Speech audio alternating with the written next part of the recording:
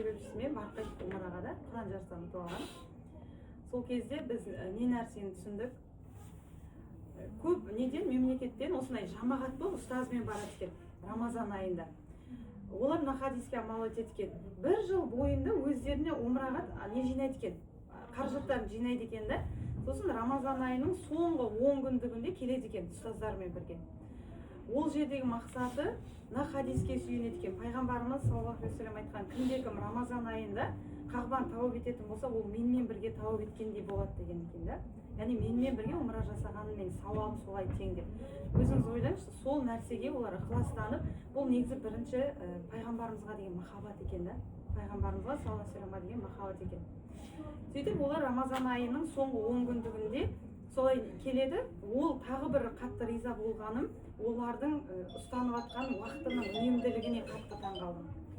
Былай жасайды да, Құран оқып отырады, осылай топ болып отырады, барлығы жамағат болып келген, Құраннан баға алмайды. Сосын жаңағыдай ұстазына тәжвидті талдап сұрап отырады. Ұстаз қарап отырады, арасында уағыз айтып отырады. Түнде отырады, құптан намазын тары оқып бітеді, содан бастап отырады, таң атқанға дейін не оқиды. Сосын күн шыққаннан кейін, мысалы, бамдат намазын оқып алады, таң намаз, одан кейін духа намазын оқиды. Духа намазын оқығаннан кейін барлығы дұғасын жасайды да ұйықтауға кетеді. Сосын 2 сағат, 2,5 сағаттан кейін кездесеміз дейді. Сосын барлығы қайтып жиналып, неге Қағбаға кетеді, тауап жасауға да. Соңғы 10 күндікті олар барынша бар фокусты Құранға қояды екен. Себебі барлығы зікірмен жүрген екен, адамдар шаршамайды да. Соны әйел адамдардың айтқаны мен таңғалдырды. Біз бала-шаға, ағайын туыстың қызметінде жүреміз ғой дейді. Бірақ өзімізге де бір мезгіл уақыт арнау керек қой дейді. Сол нәрсені осы жерге біз өзімізге уақыттарына бала-шаға барлығын тастап кетеміз дейді. Осы умраға келетін кезде сол бір топ болып келген екен. Енді біз егер ол нәрсе Рамазан айында басқаларымызға нәсіп етпеген болса да, не істеуімізге болады? Рамазан айында бар фокусымызды Құранға қоюымыз керек. Қараңыздар, шайтан дейді, адамды Рамазан айына дейін азғырып, ол Рамазан айы басталған кезде оның басшыларын Аллах тағала кісендеп тастайды дейді. Бірақ олар адамдарды Рамазанға дейін азғырып тастаған дейді. Сол азғыру уәсуасы да Рамазанның ішінде де сол оймен жүреді дейді. Менде шәкірттер айтады да, жаңағы фитнеске жазылып қойған, осы Рамазан айы басталайын деп жатқан кезде неше түрлі спорттың түріне, емге жазылып қойған шәкірттер бар да. Неге соны Рамазанға дейін тақап бастап жатсыздар біріншіден? Неге деймін да? Себебі ол шайтан әдемі насихаттап жатыр да. Осы нәрсеге мысалы фитнес болсын, бізде Рамазан айында фокусымызды Құранға қоюымыз керек қой. Ол нәрсеге қарсы емес исламда да.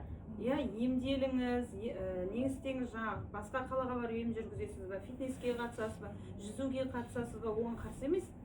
Бірақ неге сізді Рамазан айында бастайын деп отырсыз ғой деймін да. Білмеймін, ұнап тұр сол дейді. Ол ештеңе емес па деген сияқты да. Фитнеске барасыз, ол музыка сіздің жүрегіңізді несек қарайтады.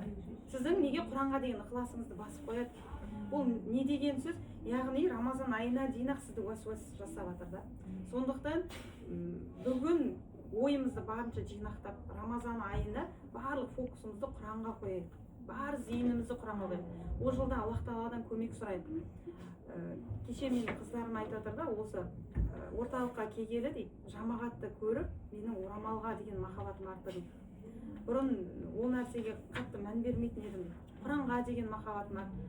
Намазымды ықыласпен оқып бастадым деп солай деп жатыр да. Демек не? Ортаның әсері ол өте үлкен ғой. Ортаның әсері үлкен. Сол үшін пайғамбарымыз саллаллаху айтқан, сендер дос таңдағанда, орта таңдағанда өте мұқият болыңдар деген да.